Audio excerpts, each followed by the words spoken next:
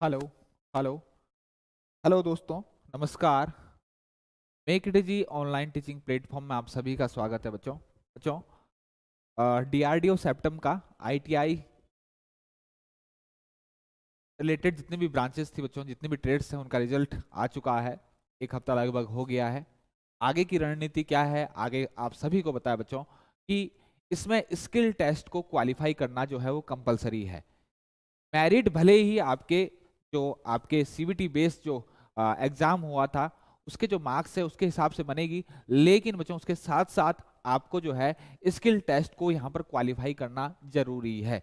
आपके चाहे कितने भी अच्छे नंबर क्यों ना हो बच्चों, अगर आप स्किल टेस्ट को क्वालिफाई नहीं करते तो आपका सिलेक्शन नहीं होना। हाँ, वो अलग चीज है कि अगर आपके अच्छे नंबर है, मेरिट जो बननी है बच्चों वो आपके जो एग्जाम सीबीटी एग्जाम के जो मार्क्स है उसके उस पर ही आपकी मेरिट बननी है। किस रेशियो में बच्चों बुलाया है? बहुत ज्यादा बच्चे, एक सीट के पीछे अगर मैं कहूं तो 8 बच्चों को बुलाया है। काफी बच्चों को बुलाया है। एक सीट के बच्चे 8, एक सीट के बच्चे मतलब 7 बच्चे जो है बच्चों वो बाहर होने हैं। एक सीट के पीछे 8 जो रेशियो है आपका वो बहुत ज्यादा होता है। अब हम किस तरीके से अपनी स्किल टेस्ट की प्रिपरेशन करें, किस तरीके की स्किल टेस्ट की प्रिपरेशन अगर करें कि हम जो है हमारा स्किल टेस्ट जो है वो क्वालिफाई हो जाए, प्रैक्टिकल टेस्ट जो हमारा वो क्वालिफाई हो जाए। क्योंकि स्किल टेस्ट जो बच्चों क्वालिफाइंग नेचर का है, केवल आपको क्वालिफाई होना है, वहां से आप या तो अंदर या तो बाहर। तो काफी बच्चों हमें अच्छा रिस्पांस भी मिला है यूट्यूब में बच्चों, वेल्डर के बच्चों का, फिटर के बच्चों का, हमारे पेड कोर्स में काफी अच्छा रिस्पांस मिला है। काफी बच्चों की शंकाएं भी, और काफी बच्चे बच्चों बहुत चिंतित भी इसको लेकर, खासकर वो बच्चे ज्यादा चिंतित है जिन्होंने आज तक जो है स्किल टेस्ट नहीं दिया है, और चिंता भी स्वाभाविक है। बच्चों, डरने की कोई भी बात नहीं है। मैं बहुत सिंपल तरीके से आपको बताऊं कि स्किल टेस्ट कोई बहुत बड़ी महाभारत नहीं है, कोई बहुत बड़ा एग्जाम नहीं हो रहा है। सेम उसी तरीके से आपके प्रैक्टिकल कंडक्ट कराए जाते हैं जिस तरीके से आपने अपने आईटीआई में सेमेस्टर के प्रैक्टिकल दिए होंगे। बस बच्चों आपको जो है, आपको जो मेहनत जो आपको कर रहे हैं बच्चों, उसी मेहनत को, उसी आप प्रैक्टिकल नॉलेज के साथ साथ बस यहाँ पर आपको थोड़ा सा प्रैक्टिकल नॉलेज, प्रैक्टिकल में अंदर में घुसना है बच्चों। कि अगर टूल्स आपके यूज कर रहे हैं तो उनका टूल का डिमोन्स्ट्रेशन, अगर वहां पर कोई मशीन यूज हो रही तो मशीन का डिमोन्स्ट्रेशन, बारीकी से आप टूल को कैसे बनाते हैं, हर एक टूल का डिमोन्स्ट्रेशन आपको पता होना चाहिए। हर टूल की बारीकी से आपको नॉलेज पता होनी चाहिए। जैसे बच्चों फॉर एग्जाम्पल अगर मैं कहूं कि आपको कोई स्पेसिमेन, आपको कोई माइल्ड स्टील का पीस दिया जाता है, तो आपको उस पर मार्किंग कैसे करनी है। सबसे मार्किंग जो है बहुत अहम रोल अदा करती है जिस दौरान आप कोई जॉब बनाते हैं, जिस दौरान आप प्रैक्टिकल टेस्ट करते हैं। मार्किंग अगर आपकी सही हो गई, पहला स्टेप अगर सही हो गया, तो आपकी कटिंग जो है वो सही हो ही जाती है, अगर थोड़ा भी आपको जो है एक्सपीरियंस तजुर्बा है, अगर आपने टूल जो है चलाए हैं, अगर आपने अपने आईटीआई में प्रैक्टिस की होगी। लेकिन अगर पहला ही स्टेप अगर मैं कहूं कि मार्किंग अगर आपकी सही नहीं हुई बच्चों, तो पूरा का पूरा जो आपका टेस्ट है, वो पूरा का पूरा टेस्ट जो है, या फिर आपकी पूरी की पूरी जो जॉब बननी है वही खराब हो जाएगी। क्योंकि डायमेंशन एक इसी स्पेल टॉलरेंस में आपको जो है वो आपको जॉब बनाना है। तो अगर आपने मार्किंग सही करी तो जो आपका जॉब है, आपका जो यहाँ पर बनेगा, जो फाइनल आपका जॉब बनना है वो आपका सही बनेगा, या फिर टॉलरेंस में की लिमिट के अंदर आपका बनेगा। तो ये आपका बहुत मेन अगर मैं कहूँ कि पॉइंट है कि आपको मार्किंग, कटिंग जो है, ये जो स्टेप्स आपके होते हैं जो शुरुआती दौर में, इनका आपको थोड़ा सा बेसिक्स नॉलेज जो है बहुत अच्छी तरीके से होना चाहिए। बच्चों अगर मैं बात करूं तो हमारे पास जो है वेल्डर ट्रेड के बहुत ज़्यादा जो है क्वेरीज आ रही थी, बहुत ज़्यादा क्वेरीज आ रही थी, बहुत अच्छा रिस्पांस हमें यूट्यूब से भी मिला, और हमारा फोकस भी बच्चों की, जैसे जैसे आपने देखा भी होगा यूट्यूब के माध्यम से हमने वेल्डिंग के लेक्चर्स जो है हमने स्पेशल डिमांड पर बच्चों हमने मैक्सिमम जितना हो सके उतना हमने यूट्यूब पे उपलब्ध कराने की कोशिश करी। और उसी दिशा में, उसी डायरेक्शन में बच्चों हम चाहते हैं कि हमारे बच्चों को बच्चों स्किल टेस्ट से रिगार्डिंग जो है यहाँ पर भी बेनिफिट होगी। तो इसीलिए हमने यहाँ पर यूट्यूब में कुछ क्लासेस, फ्री क्लासेस चलाई हैं, ताकि बच्चों बेसिक्स नॉलेज जो है आपको प्रैक्टिकल टेस्ट के बारे में कम से कम आपको इतना कॉन्फिडेंट हो जाइए कि स्किल टेस्ट कोई बहुत बड़ी महाभारत नहीं है। सिंपल है बच्चों, बहुत सिंपल है। बहुत सिंपल है। आपकी प्रैक्टिस, आपकी बच्चों, आपको बस कुछ गलतियां नहीं करनी है। अगर आप अपनी सेफ्टी प्रिकॉशन का ध्यान रखते हो, आप बेसिक चीज़ों का अगर ध्यान में रखते हुए आपको स्किल टेस्ट अगर करते हो तो कोई प्रॉब्लम नहीं होने वाली। जैसे बच्चों आपको वहाँ पर और भी अच्छे जॉब बनाते थे, अपनी जो आपने ITI के टेस्ट दिए होंगे, आपके प्रैक्टिकल टेस्ट दिए होंगे, सेमेस्टर एग्जाम दिए होंगे, वहाँ पर आप बहुत ही अच्छे अच्छे जॉब बनाते थे। बस वैसे ही आपको जॉब बनाने। लेकिन यहाँ पर स्किल टेस्ट में बच्चों जो टाइमिंग दी गई है, स्किल टेस्ट में बच्चों बहुत कम टाइमिंग है। स्किल टेस्ट के लिए जो टाइमिंग है बच्चों वो 1 घंटा, कहीं 1 घंटा है तो कहीं 2 घंटा है। अब थोड़ा सा बच्चों सोचने वाला विषय है, क्या आपने पहले भी सेमेस्टर के एग्जाम क्यों थे दिए होंगे बच्चों, वहां पर जो आपको प्रैक्टिकल करने के लिए जाते हैं उसमें आपको एक जॉब में 4-4 5-5 घंटे लग जाते हैं किसी जॉब को बनाने में। तो जॉब वहां पर बहुत बड़ा होता है, बहुत आपको बहुत बेसिक से वहां पर कटिंग भी करनी होती है। उसके अलावा आपको मार्किंग, मेजरिंग, ये सारी की सारी कटिंग ऑपरेशंस और फाइनल प्रोडक्ट आपको बनाना है, फाइनल जॉब आपको तैयार करनी होती है। लेकिन थोड़ा सा आपको यहाँ पर दिमाग लगाने की जरूरत है बच्चों कि 1 घंटा और 2 घंटा अगर आपको दिया गया है तो आपको बहुत ज्यादा कुछ करने के लिए नहीं देगा। मैं अगर बात करूं बच्चों यहाँ पर, क्योंकि वेल्डर ट्रेड से हम और चीज़ों के लिए भी, और ट्रेड्स के लिए भी बच्चों, हम और ट्रेड्स के लिए भी, ऐसा नहीं है कि हम केवल एक ही ट्रेड के लिए, बाकी ट्रेड्स के लिए भी हम स्किल टेस्ट और आने वाले टाइम पे में बच्चों हम बहुत अच्छा जो है लैब सेटअप या फिर वर्कशॉप सेटअप करने की कोशिश कर रहे हैं। और ऐसा नहीं कि यहाँ पर जो स्किल टेस्ट से रिलेटेड जितने भी नॉलेज हैं हम और ब्रांचेस को नहीं प्रोवाइड करेंगे, लेकिन हमें जितना जो है, अगर जितना जो है हमें यूट्यूब के माध्यम से, हमें अपने टेलीग्राम ग्रुप के माध्यम से या फिर और रिसोर्सेज से जो हमारे पास क्वेरीज आती हैं उसमें वेल्डर की बहुत अच्छे खासा रिस्पांस हमारे पास है। तो इसीलिए हमने सोचा कि वेल्डर से रिलेटेड बच्चों जो है आपको जो स्किल टेस्ट के बारे में थोड़ा सा नॉलेज प्रोवाइड किया जाए। तो स्किल टेस्ट अगर मैं वेल्डिंग के बारे में बचूं तो और टेस्ट और थोड़ा वेल्डिंग में थोड़ा सा अंतर हो जाता है।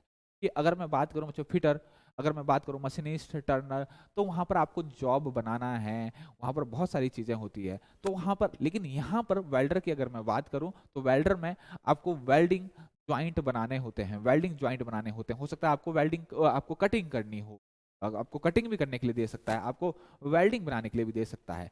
तो अगर मैं बोलूं कि 1 घंटे में वेल्डर जो मेरी ट्रेड है उसका स्किल टेस्ट जो है DRDO कैसे लेगा, सबसे पहली बात तो मैं आपको एक चीज बता दूं कि DRDO कोई अपनी बहुत बड़ी लैब तो है नहीं कि जहां पर वो सारे के सारे जो बच्चे हैं वो आके जो है अपना स्किल टेस्ट परफॉर्म करा दें।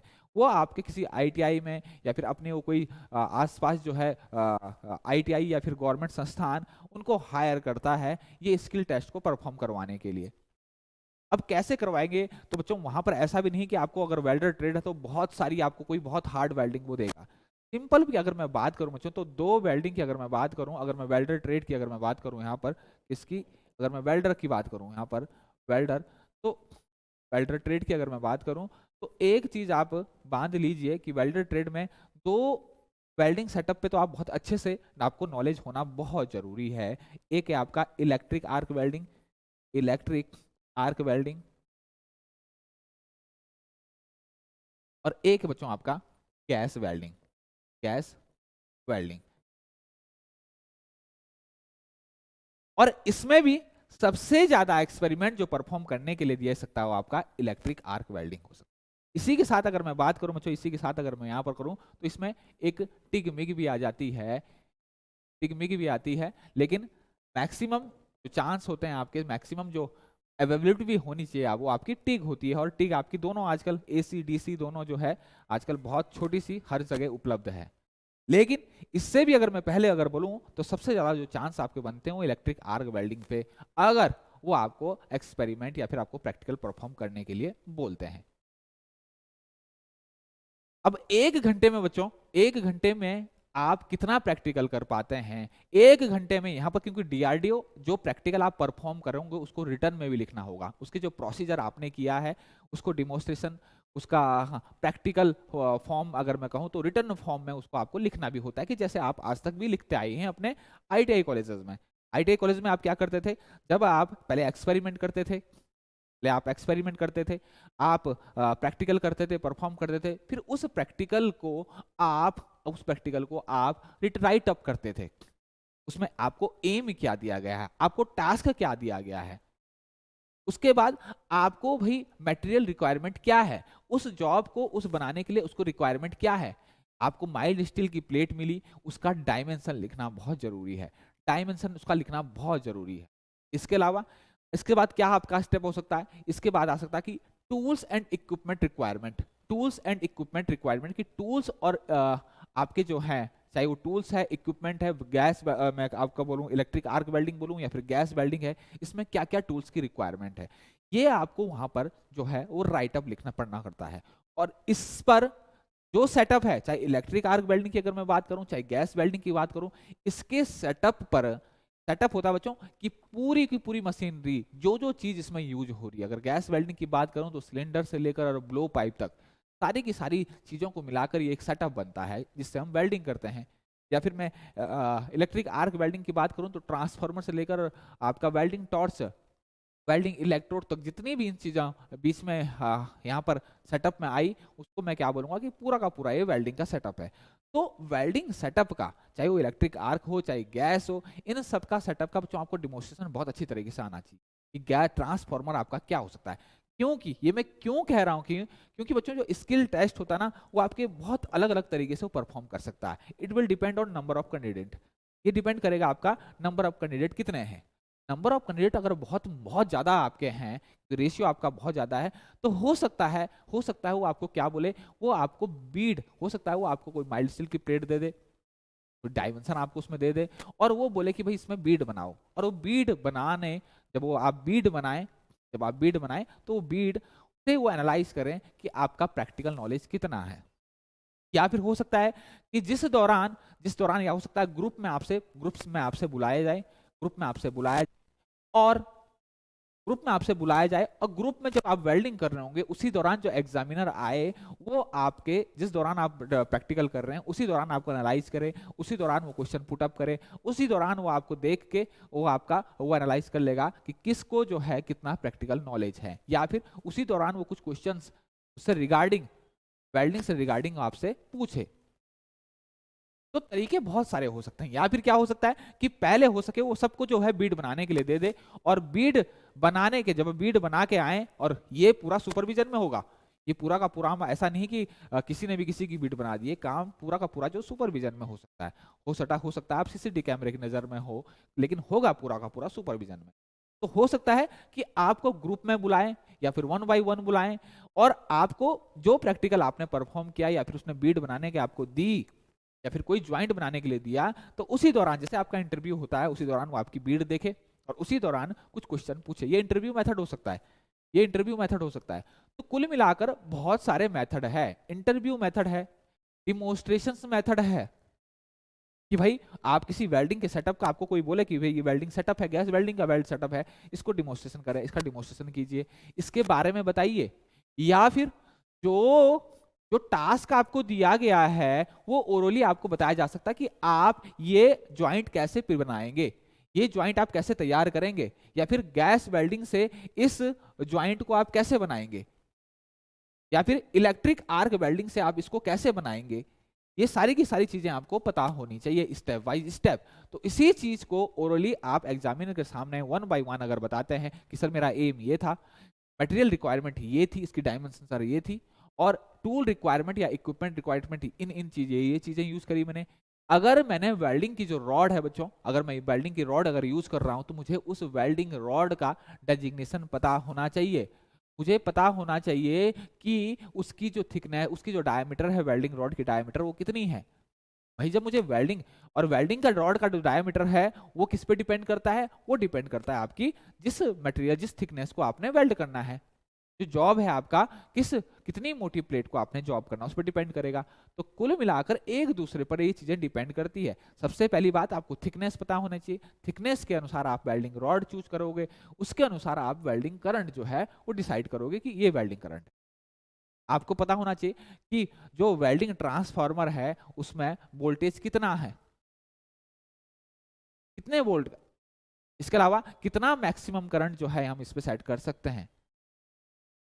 ये सारी की सारी आपका ट्रांसफर जो है वो क्या है, कौन किस टाइप का है, वो एयर कूल्ड ट्रांसफार्मर है, किस टाइप का ट्रांसफार्मर है। इसके अलावा आपको सारी की सारी चीजें आपको जितने भी वेल्डिंग सेटअप में होनी चाहिए, आपकी उसका बेसिक्स नॉलेज आपको होना चाहिए। इसके अलावा सबसे इंपॉर्टेंट चीज आती है बच्चों सेफ्टी प्रिकॉशंस, कि आप क्या क्या सेफ्टी प्रिकॉशंस का ध्यान रखते हो आपके वेल्डिंग करने। देखो एग्जामिनर आपको बहुत तरीके से जो है वो फंसा सकता है, बहुत तरीके से। ऐसा नहीं है कि स्किल टेस्ट अगर नाम है, प्रैक्टिकल टेस्ट नाम है, तो केवल आपको जाना है जॉब पे क्या कहते हैं वेल्डिंग करके आनी है और आज गुरु जी को दिखाना है कि साहब ये रहा मैंने ज्वाइंट बनाया है, और सही है तो ओके, नहीं तो किसी भी तरीके से वो आपको एनालाइज कर सकते। तो आपको पूरा का पूरा प्रोसीजर आपको पता होना चाहिए।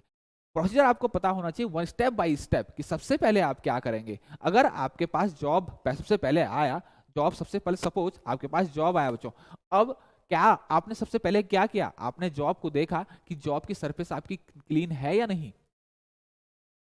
यही सब चीजें होती है जो एक दूसरे, आपने भी राइटअप किया है, बगल वाले ने भी राइटअप किया है, बगल वाले ने भी राइटअप किया है, और तीनों ने ही एक्सपेरिमेंट भी किया है, तीनों ने परफॉर्म में भी किया है। एक ने हर एक चीज का ध्यान दिया, जैसे ही उसको जॉब मिला उसने उसकी सरफेस देखी कि सरफेस डर्ट फ्री है, वेल्ड एरिया, जिस जिस जिस सरफेस पर आपको वेल्ड करना है, जिस जगह पर आपको वेल्ड करना है, it should be dirt free, it should be moisture free, it should be rust free, it should be paint free, it should be oil free, it should be grease free. बिल्कुल इससे साफ होना चाहिए, तभी तो आप वहां पर वेल्ड कर पाओगे। और वेल्ड करोगे इसी तभी आपका जो वेल्ड वहां पर बनेगा वो अच्छे से पेनिट्रेट होगा, अच्छे से वहां पर वेल्ड बीट बनेगी, और अच्छा सा ज्वाइंट और अच्छे से स्ट्रेंथ मुझे वहां पर ज्वाइंट की मिलेगी।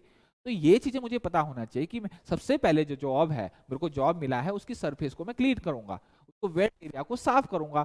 अगर लाइट ऑक्साइड्स हैं सिंपल, तो मैं उसको रिमूव कर दूंगा। पेंट है, ग्रीस है, इसके लिए बहुत सारे केमिकल हमारे पास यूज करते हैं, हम एसीटोन यूज करते हैं, हम कार्बन टेट्राक्लोराइड यूज करते हैं, इसके सॉल्यूशन अपने जॉब को डुबो सकते हैं। सिंपल, अगर हल्की फुल्की, अगर हैवी ऑक्साइड है तो उसके लिए भी बहुत सारी चीजें, एसिड पिकलिंग है, उसके लिए फिर एम्ब्रे पेपर से उसको साफ कर सकते हैं, फाइलिंग हम उसके से कर सकते हैं। बहुत सारे हमारे पास मेथड हो सकते हैं। इसके अलावा ब्रशिंग है, वायर ब्रश से उसको बिल्कुल क्लीन कर लें। बहुत सारे हमारे पास मेथड हो सकते हैं, लेकिन पहला स्टेप क्या है कि जिस एरिया पर, जिस पोजीशन पर मेरे को वेल्ड करना है, वो मैं देखूंगा कि वो मेरी साफ सुथरी है कि नहीं है। इस तरीके से हम अपने प्रैक्टिकल को दूसरे से अलग बना सकते हैं। देखो वेल्ड बीट तो सब बना रहे हैं, ज्वाइंट सब बना रहे हैं, सारे के सारे लोग जो हैं अपने ज्वाइंट बना रहे हैं, लेकिन आप अलग क्या कर रहे हो, कैसे एग्जामिनर को आप अलग दूसरे से बेहतर, अगर आपकी वो कॉपी देखता भी, सपोज अगर आपको 1 बाय 1 वो बुलाता भी है, आपको जो सीट आपने जिस पर राइटअप किया है अपना प्रैक्टिकल और आपका जो जॉब है, जब वो देखेगा, तो कुछ चीजें ऐसी होगी कि वहां पर उसको अलग मिलेगी। तो वही बच्चों अलग करना है, कैसे वो अलग करना है आप मार्क कर सकते हो। वेल्डिंग अगर रॉड आप लिख रहे हो ना वहां पर, तो वेल्डिंग रॉड इलेक्ट्रोड अगर लिख रहे हो तो वहां पर वेल्डिंग रॉड, अगर आपको वेल्डिंग इलेक्ट्रोड में अगर डेजिग्नेशन दिखता है, अगर वेल्डिंग इलेक्ट्रोड में आपका वेल्डिंग डेजिग्नेशन दिखता है कि भाई ये क्या है, E6013 है, तो उसको मेंशन कीजिए कि वेल्डिंग रॉड जो थी वहां पर वो E6013 थी। क्योंकि सामान्यतः E6013 वेल्डिंग रॉड जो है हमारी वर्कशॉप में बहुत ज्यादा यूज की जाती है, क्योंकि ये ऑल पोजीशन वेल्डिंग इससे की जा सकती है, चाहे हॉरिजॉन्टल हो, चाहे फ्लैट हो, चाहे वर्टिकल हो, चाहे ओवरहेड हो, और जनरल पर्पज ये इलेक्ट्रोड होती है। इसके अलावा ये सारी करंट के लिए सुटेबल होती है, चाहे AC हो, DC हो, या पोलरिटी की बात करूं तो DC EP हो, स्ट्रेट पोलरिटी हो या फिर रिवर्स पोलरिटी है, हर जगह हम ये यूज कर सकते हैं। इवन जो है पतली प्लेट्स के लिए भी हम ये यूज कर सकते हैं। तो ये चीज आपको नोटिस करनी है अगर आपको वेल्डिंग इलेक्ट्रोड में दिखता है। इसके अलावा अगर E6013 है तो वहां पर आप ब्रैकेट में लिख सकते हो कि E6013 है, मल्टीपर्पज जनरल पर्पज है, जनरल पर्पज इलेक्ट्रोड है, तो ये सेलुलोज कोटेड है, सेलुलोज कोटिंग यहाँ पर होती है। आपने देखा होगा जिस दौरान हम वेल्डिंग करते हैं सामान्यतः अपनी वर्कशॉप में, आपने देखा होगा बहुत ज्यादा फ्यूम्स निकलती है, बहुत ज्यादा धुआं निकलता है, तो वो सेलुलोज वहां पर चलता है, और यही जो धुआं होता है वो सील्डिंग का काम करता है। आपका जो वेल्ड एरिया है उसको प्रोटेक्ट करता है, आपका जो वेल्ड एरिया है उसको एटमॉस्फेरिक में जो गैसेज है उसके कंटामिनेशन से बचाता है, ताकि जो एटमॉस्फेरिक गैसेज है वो डायरेक्ट कॉन्टेक्ट में ना जाए वेल्डिंग पूल में। अगर आ गई तो रिएक्शंस हो जाएंगी, आ गई तो आपकी जो सरफेस जो है वो ऑक्सीडाइज हो जाएगी, तो ज्वाइंट पर आपका फर्क पड़ेगा। तो इन सब चीजों से हम थोड़ा सा अलग हो सकते हैं। बेसिक्स नॉलेज, वो इंटरव्यू ने 10 बच्चे आए, 10 बच्चों ने आंसर दिए, लेकिन आपको कैसे अपने आप को अलग करना है, ये बेसिक्स नॉलेज अगर आपको होगी तो आप पता कर सकते। इलेक्ट्रोड कितने टाइप की होती है, कितने टाइप की, सामान्यतः सबसे ज्यादा यूज होने वाली जो इलेक्ट्रोड है वो कौन सी है, सामान्यतः 3.2 mm या फिर 2.5 2.5 mm या फिर आपका 3.2 mm डायमीटर की इलेक्ट्रोड सामान्यतः बहुत ज्यादा यूज की जाती है डेली यूज में। फैब्रिकेशन वर्क की अगर मैं बात करूं, जो मैंने आपको वेल्डिंग रेजिस्ट्रेशन बताया, कोड बताया E6013, इससे भी बच्चों बहुत ज्यादा ये फैब्रिकेशन शॉप की अगर मैं बात करूं बहुत ज्यादा यूज होती है, जनरल पर्पज इलेक्ट्रोड होती है। तो इस तरीके से आपको पता होना चाहिए। इसके अलावा आप इसके बाद आप लिख सकते हो बच्चों सीक्वेंस ऑफ ऑपरेशन, कि किस सीक्वेंस में आप अपने ऑपरेशंस को कर रहे हैं, अपना जो जॉब बना रहे हो वो किस सीक्वेंस में। अभी कल वाले लेक्चर्स में आपको मैं लिखना बताऊंगा बच्चों कि प्रैक्टिकल को कैसे लिखना है। कल का जो लेक्चर होगा उसमें मैं आपको यही बताऊंगा कि आपने एक्सपेरिमेंट तो कर दिया है, लेकिन अपने एक्सपेरिमेंट को राइट अप कैसे करना है ये मैं कल के सेशंस में आपको अच्छे से बताऊंगा। और जब आप प्रैक्टिकल लिख रहे हो, राइट अप कर रहे हो, उस दौरान बच्चों जो टास्क आपको दिया गया है, जो जॉब आपको बनाने के लिए दिया गया है, उस जॉब की ड्राइंग जरूर बनाएं, उस जॉब की ड्राइंग जरूर बनाएं। जैसे आप इंजीनियरिंग ड्राइंग में ड्राइंग बनाते ही हैं, सेम उसी तरीके से बच्चों बहुत अच्छी तरीके से आप जरूर ड्राइंग बनाएं। अगर आपको सीट ऐसी मिल रही है तो कोशिश करें कि अगर राइट हैंड साइड आप लिख रहे हो तो लेफ्ट हैंड साइड में आप जो है अपने जॉब की ड्राइंग बनाएं। ये अच्छा तरीका माना जाता है। इसके अलावा आप सेफ्टी प्रिकॉशंस की अगर मैं बात आऊं तो सेफ्टी प्रिकॉशंस आपको पता होना चाहिए बच्चों। आपको पता होना चाहिए कि मेरे अगर जो वेल्डिंग बूथ है, मेरा जो वेल्डिंग एरिया है वो कैसा होना चाहिए, मॉइस्चर फ्री होना चाहिए, वो ऑयल फ्री होना, उसका सरफेस ऑयल फ्री होना चाहिए। उसके वेल्डिंग बूथ की अगर मैं बात करूं, वेल्डिंग केबिन की बात करूं तो कैसे पेंटेड होना चाहिए, किस प्रकार के पेंट वहां पर लगे होने चाहिए। ये बेसिक्स नॉलेज अगर आपको है तो आप 10 में से बच्चों छंट जाओगे। आपका वेल्डिंग एरिया जो है, आपका वेल्डिंग बूथ जो है, उसके आसपास आपने, क्योंकि सेफ्टी प्रिकॉशंस की बात है बच्चों, इलेक्ट्रिक आर्क भी और इलेक्ट्रिक करंट भी खतरनाक हो सकता है। अगर गैस वेल्डिंग बोलूं तो गैस वेल्डिंग भी खतरनाक हो सकती। तो वेल्डिंग के जहां वेल्डिंग शॉप है, वेल्डिंग अगर मैं बोलूं बूथ है, मैं बोलूं वेल्डिंग शॉप है, या फिर मैं बोलूं फैब्रिकेशन जहां पर आपका काम हो रहा है, वहां पर किस प्रकार के फायर एक्सटिंग्विशर आप यूज करें। तो ये आपको पता चलना चाहिए कि वेल्डिंग जो बूथ है मेरा वो डार्क कलर से हमेशा पेंटेड होता है, डार्क कलर वहां पर पेंटेड होगा। आप कभी भी वहां पर लाइट नहीं करेंगे कि लाइट जो कलर होते हैं वो रिफ्लेक्ट करते हैं। और हमें पता है हमारी जो वेल्डिंग जो हमारी आर्क होती है उससे जो अल्ट्रावायलेट रेज और इंफ्रारेड रेज निकलती है वो हमारी त्वचा, वो हमारे आंखों के लिए बहुत खतरनाक हो सकती है। इसीलिए आपने एक चीज नोटिस किया होगा कि जो आपके वेल्डिंग हेलमेट होते हैं, फेस शील्ड्स होती हैं, गॉगल्स होते हैं, आपके पीपी किट होती है, आपने देखा वेल्डिंग वाले, अगर आपने देखा होगा वेल्डिंग के लिए इन सब का जो कलर होता है वो भी कैसा होता है आपका, वो डार्क कलर का होता है, डार्क कलर होता है। इसीलिए ताकि जो है आपकी जो रेज, वेल्ड रेज हैं वो रिफ्लेक्ट ना हो पाए, इसलिए इसको डार्क कलर बनाया जाता है। तो ये बेसिक्स नॉलेज जो है ये आपको होना चाहिए।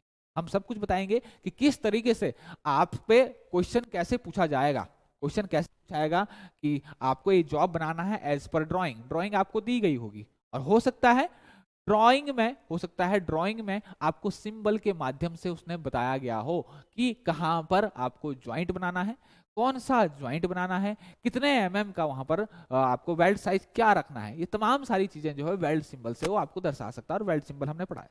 वेल्ड सिंबल का भी आपको बहुत अच्छे से ज्ञान होना चाहिए। बोल सकता है वेल्ड सिंबल के माध्यम से वो बता सकता है, एक सिंबल बना सकता है एरो के ऊपर, दोनों साइड कौन सा वेल्ड होना है, स्क्वायर या फिर आपका फिलेट ज्वाइंट बनना है, कौन सा ज्वाइंट, वी ज्वाइंट बनना है, डबल वी ज्वाइंट बनना है। ये तमाम सारे जो इंडिकेशंस है वो जो आपको बनाना है वो केवल वेल्ड सिंबल के माध्यम से आपको दे सकता है, और आपको वो बनाना होगा।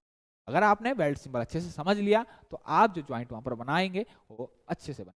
या फिर एग्जामिनर आपसे पूछ सकता है, उस सिंबल से रिलेटेड आपसे क्वेश्चन पूछ सकता है कि जिस दौरान हो सके कि आपको वो कह दे बच्चों, क्योंकि 1-2 घंटा आपको मिल रहा है, बहुत ज्यादा टाइम नहीं मिल रहा है आपको, तो ये बात मान के चलिए कि बहुत ज्यादा वो आपको परफॉर्म करने के लिए नहीं देगा। वो आपको चाहेगा कि छोटे से छोटे टाइम पे, हो सकता है वो आपको बिल्ड बना के ले आए कि आपको बिल्ड बनाने के दे और आपसे है वो क्वेश्चन कुछ पुटअप कर दे। इस तरीके से क्वेश्चंस जो है वो आपको पता होने चाहिए। अब थोड़ा सा बात कर लेते हैं बच्चों, थोड़ा सा बात कर लेते हैं कि कैसे आपकी जो ड्राइंग होती है, अगर किस तरह के क्वेश्चंस, अगर मैं बोलूं कि अगर वो परफॉर्म करने के लिए देता है तो किस प्रकार से क्वेश्चंस आपसे पूछ सकता है, किस प्रकार के। फॉर एग्जाम्पल वो क्वेश्चन पूछ सकता है बच्चों कैसे, मेक अ जॉब एज पर, जैसे आप पूछ सकता है make a job, make a job as per drawing, as per drawing. Simple सी अगर मैं पूछूं, सिंपल वो ऐसे पूछ सकता है कि एक आपको क्वेश्चन वो दिख सकता है कि make a job as per drawing, और एक ड्राइंग आपको दे सकता है, एक ड्राइंग आपको दे सकता है। सपोज ये आपकी एक ड्राइंग है, सपोज ये आपकी एक ड्राइंग है, इसकी उसने आपको डायमेंशन दे रखी है, इसको इसने आपको डायमेंशन दे रखी है। दो प्लेट है, इन दो प्लेट को आपने ज्वाइन करना है, और यहाँ पर इसको उसने एक सिंबल के माध्यम से दर्शाया है कि यहाँ पर ज्वाइंट जो है वो कैसा बनना है, यहाँ पर ज्वाइंट जो है वो कैसा बनना है, इस तरीके से उसने दर्शाया है। और आपको उसने यहाँ पर जो है वो डायमेंशन भी आपको दे रखी है। डायमेंशन क्या होगी आपकी,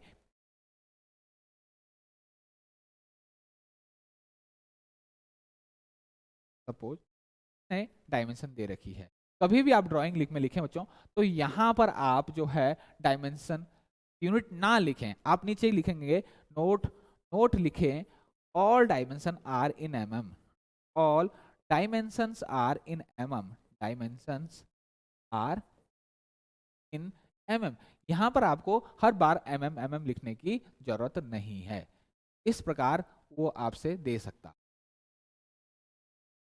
कैसे राइट अप करना है बच्चों, ये सब one by step by step कैसे डिमोन्स्ट्रेशन, एक एक चीज को डिमोन्स्ट्रेशन करना हम सीखेंगे। इलेक्ट्रिक आर्क वेल्डिंग में एक एक चीज को डिमोन्स्ट्रेशन करके बताएंगे बच्चों।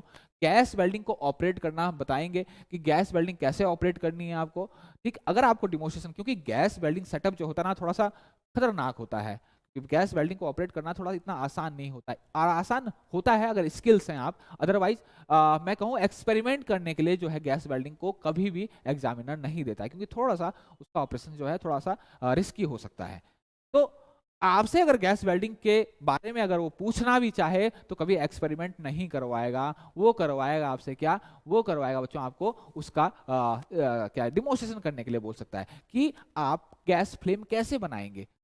शुरुआत से आपको बोल सकता है कि कैसे आप फ्लेम बनाएंगे, कैसे आप ऑपरेट करते हैं गैस वेल्डिंग सेटअप को, कैसे क्या चीज़ आप पहले खोलेंगे, ठीक।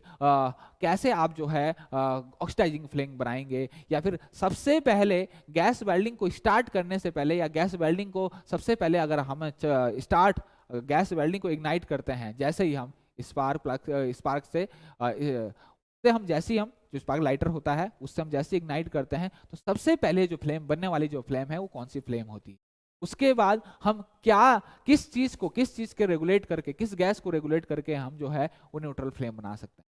तो ये तमाम सारे छोटे छोटे क्वेश्चंस, या फिर वो पूछ सकता है आपसे कि गैस वेल्डिंग के सेटअप में छोटे छोटे आप पूछ सकता है कार्ब, उसके बारे में पूछ सकता है आपसे, रेगुलेटर के बारे में पूछ सकता है, सिंगल स्टेज है डबल स्टेज है, क्या डिफरेंस है दोनों में। या पूछ सकता है आपको होस पाइप के बारे में पूछ सकता है कि होस पाइप किस चीज का बना होता है, वाल्व के बारे में बना हो सकता है, होस कनेक्टर जो होते हैं उसके बारे में पूछ सकता है कि आप होस कनेक्टर को कैसे पहचानेंगे कि इसको मुझे एसिटिलीन को मैं यूज करना है और इसको मुझे कहाँ पर यूज करना है, अपना ऑक्सीजन गैस होस पाइप में यूज, या फिर उसके रेगुलेटर में यूज करना है। ये छोटे छोटे क्वेश्चंस को वन बाय वन डेली हम जो है उसको देखेंगे। कोई कमेंट पढ़ लेते हैं। Sir good evening to all of you. Draughtsman mechanical के लिए बच्चों सबके लिए आएगा, सबके लिए आएगा। ये देखिए बच्चों 50। इसके अलावा अगर मैं गैप की अगर मैं बात करूं यहाँ पर, तो गैप वो साफ देख देगा बच्चों, यहाँ पर वो गैप दे देगा यहाँ पर कि ये जो गैप रखना है हमें वो कितना रखना है, ये साफ वो इंगित कर देगा यहाँ पर। तो गैप यहाँ पर कितना है लिखा हुआ 1.5, ये गैप रखना है। इसका मतलब इसने वेल्ड सिंबल से उसने दर्शा दिया है make a job as per drawing. ये आपका ये समझ लीजिए ये क्वेश्चन है, ये क्वेश्चन है। तो आप इसको आपने परफॉर्म करना है, इसको आपने क्या करना है, परफॉर्म करना है। तो बच्चों आपको पता लग गया है यहाँ पर आपको क्या करना है, एज वेबल नहीं करना है, स्क्वायर ज्वाइंट बनाना है। इसकी जो विड्थ है, जो विड्थ है बच्चों वो आपकी 6 mm है,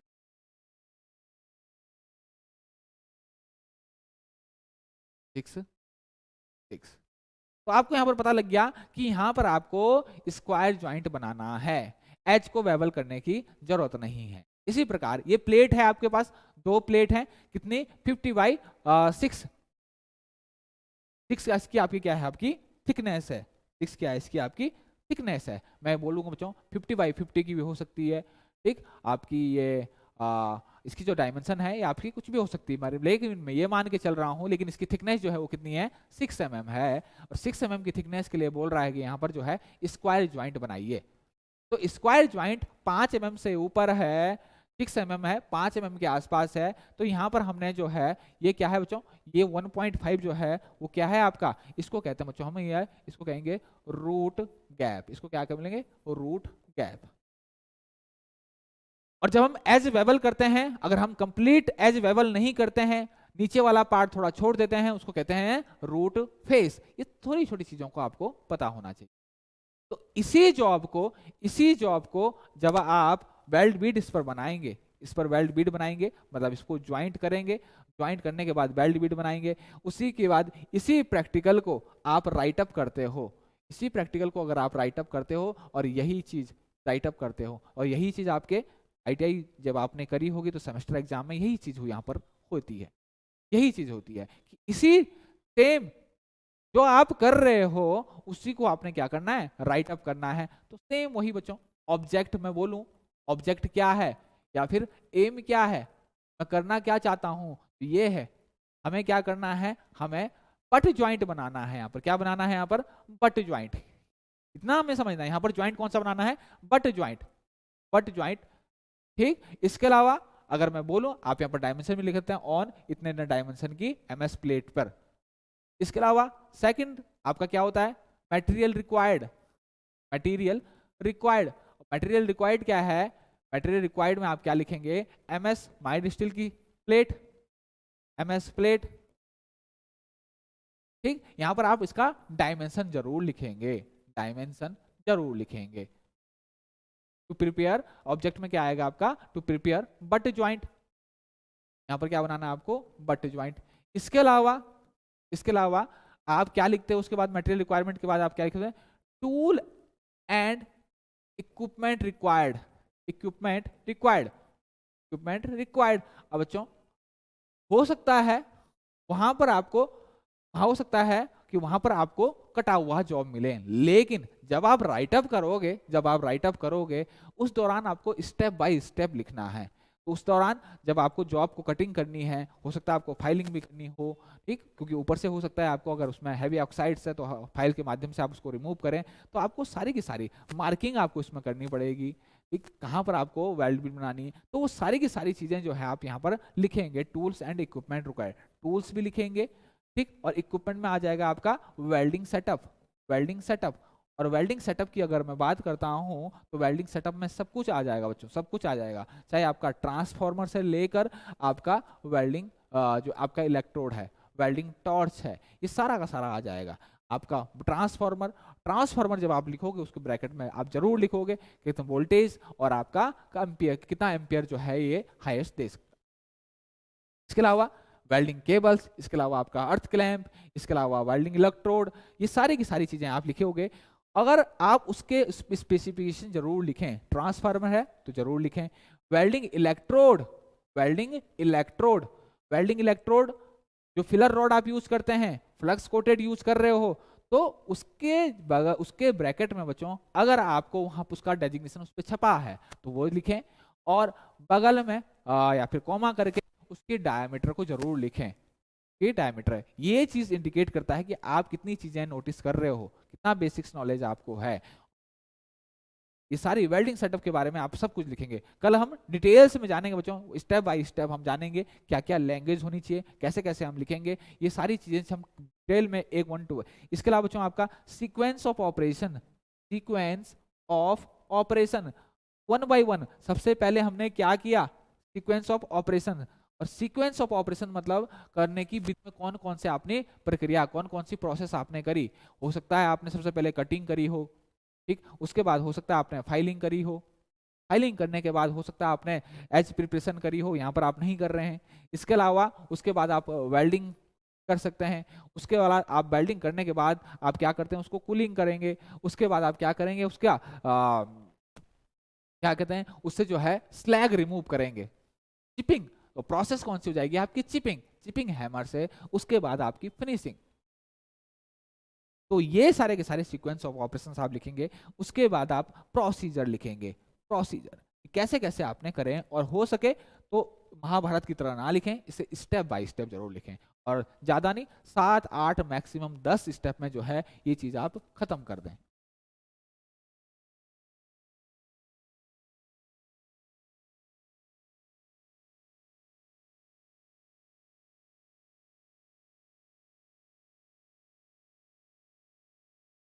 क्लियर हो गया बच्चों। और लास्ट में आप सेफ्टी, लास्ट में आप सेफ्टी का जरूर ध्यान रखेंगे। मैं कहूँ कि safety precautions, safety precautions, last में आपका safety precautions, safety precaution, safety precaution. Safety precaution बहुत इंपॉर्टेंट चीज है। रटे रटाए लिखने की जरूरत नहीं है, अपना दिमाग लगा के थोड़ा सा अलग। ओबे पीपीई, पीपीई किट को पहनना जरूरी है। पर्सनल प्रोटेक्टिव इक्विपमेंट, जिसमें आपके एप्रन हो सकता है, ग्लव्स हो सकता है, आपकी वेल्डिंग हेलमेट हो सकता है, आपकी फेस शील्ड, सारी की सारी इसमें ही आ जाती है आपकी, पूरी की पूरी आपकी, इसको आप पहनना जरूरी है। इसके अलावा बच्चों वर्क एज, जैसा इंस्ट्रक्शन में आपको बोला गया है, जैसी आपको ड्राइंग ली है उसी के अनुसार जो है आप वर्क करें, वर्क एज पर इंस्ट्रक्शन। इसके अलावा keep your self away from fumes.